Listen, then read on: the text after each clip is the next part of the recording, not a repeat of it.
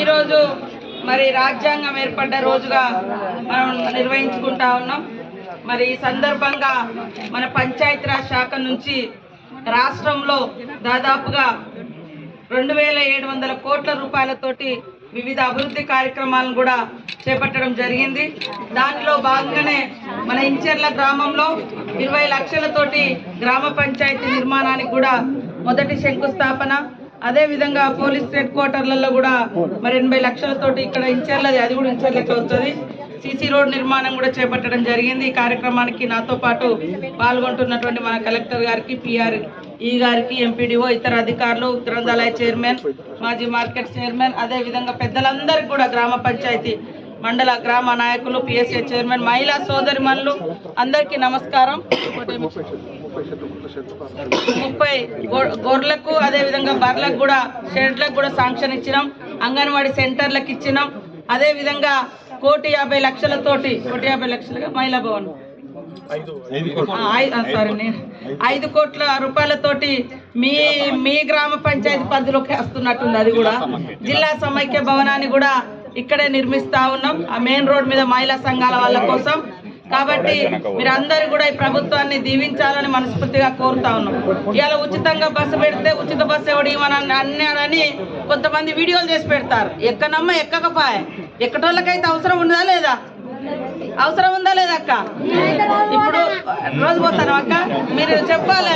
ఇప్పుడు కొంతమంది సరే వాళ్ళు ఉన్నోళ్ళు ఎక్కకపోవచ్చు, కానీ లేని వాళ్ళకైతే అవసరం కదా బస్సు ఎక్కేటోళ్ళకైతే. గౌడు పెట్టుమని అంటారు.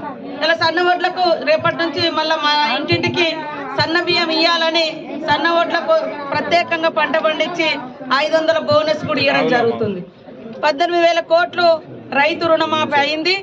గత ప్రభుత్వం చేయనటువంటి వాళ్ళు చాలా మంది ఉన్నారు కాబట్టి అవి పెండింగ్ ఉన్నాయి. ఇంకా 10,000 కోట్లు కూడా సీఎం గారు తొందరలోనే వేసి మిగతా రుణమాఫీ అందరిది కూడా చేయడం జరుగుతుంది. ఇవాళ ఇళ్లలో కరెంటు బిల్లులు కట్టాలంటే ఎంతో ఇబ్బంది ఉండేది.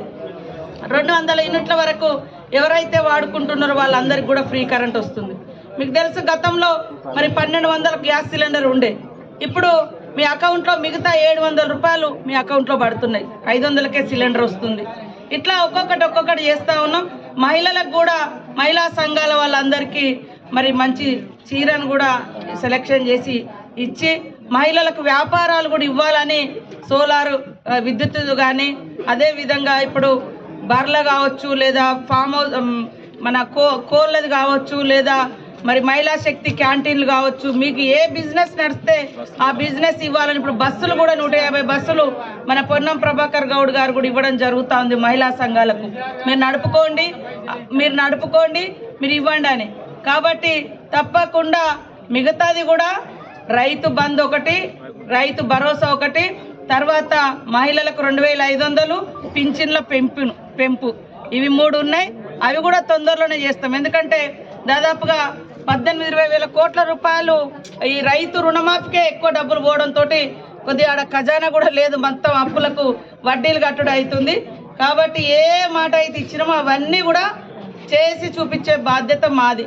కానీ మనం చేస్తూ ఉంటే ఇదెందుకు అదెందుకు, ఇదేం అవసరం అదేం అవసరం, కడుపు నిండిన వాళ్ళకేమో ఇదేం అవసరం అదే, మరి కడుపు ఎండేటోళ్ళకైనా ఏదో ఒకటి చేయాలని మనం చేస్తూ ఉంటే అడ్డుకునే ప్రయత్నం చేస్తూ ఉన్నారు.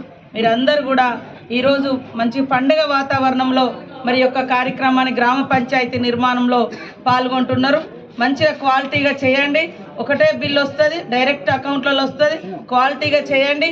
అదేవిధంగా మహిళా భవనం కూడా తొందరలోనే మన 5 కోట్లతోటి మన జిల్లా సమైక్య భవనం కూడా చేస్తూ ఉన్నాం.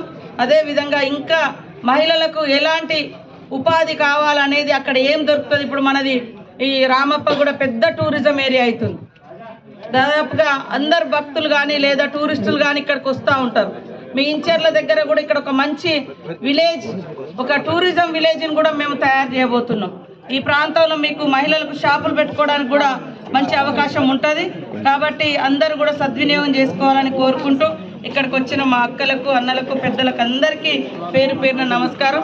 శివాలయం కూడా శాంక్షన్ ఇచ్చినాం.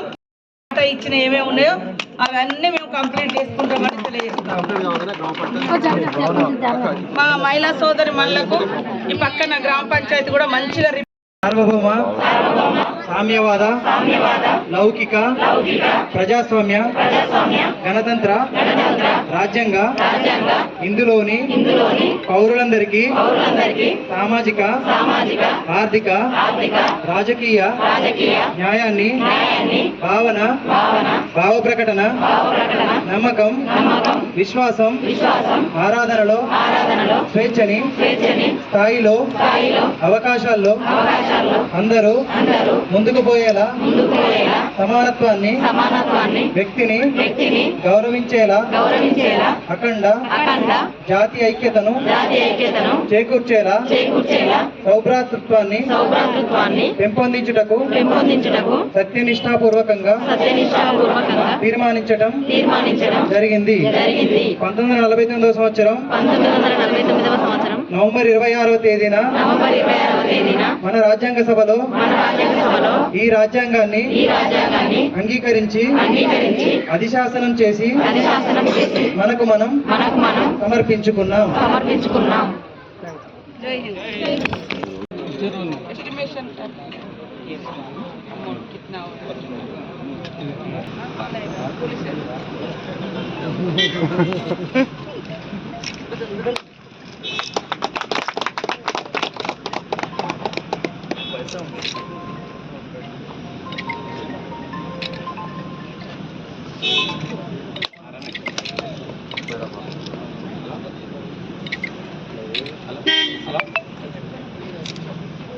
హలో